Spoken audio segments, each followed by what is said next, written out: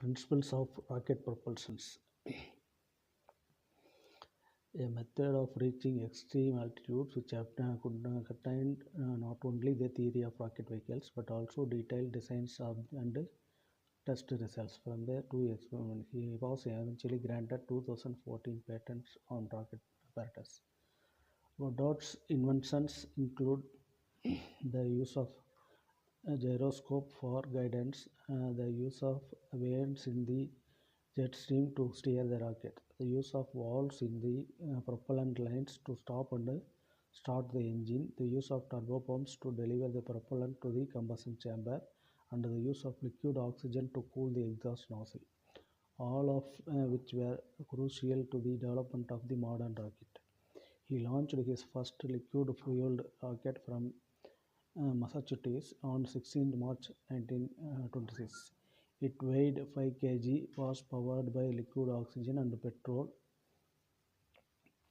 and reached the height of 12.5 meters. At the end of his 1999 paper, Goddard had mentioned the possibility of sending an unmanned rocket to the moon, and for this was ridiculed by the press. Because of his rocket equipment, he was later down the Massachusetts.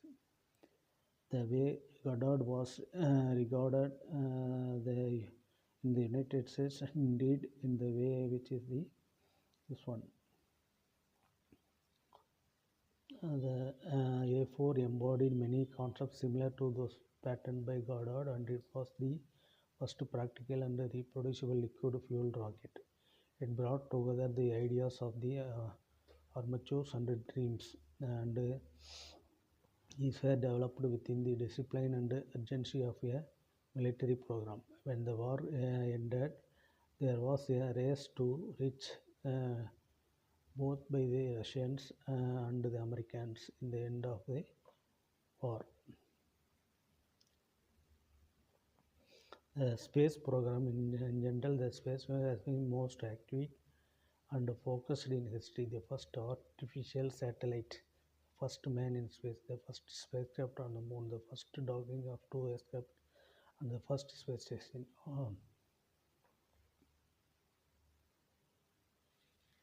Before tuning to the United States achievement in rocketry, we should remember that a number of other nations have contributed to the development of the present-day portfolio of launches and space vehicles. There are active space and launcher programs in the Far East where China, Japan, India, and Pakistan also have space program. China and Japan both have major launcher portfolios. Um, India began space activities in 1972 when its first satellites was launched by the USSR, but development of a native launcher, the SLV rocket, that produced the satellite Rohini in 1980 took longer. Following the devastation of the Second World War, European nations entered the space age blatantly with satellite launches by France and later Britain. The Natural Center for Space Studies was founded in France.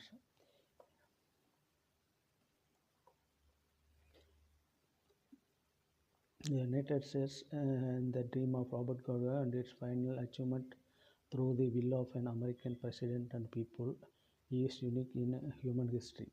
From that has gone before, it's clear that the ambition to walk on the moon was universal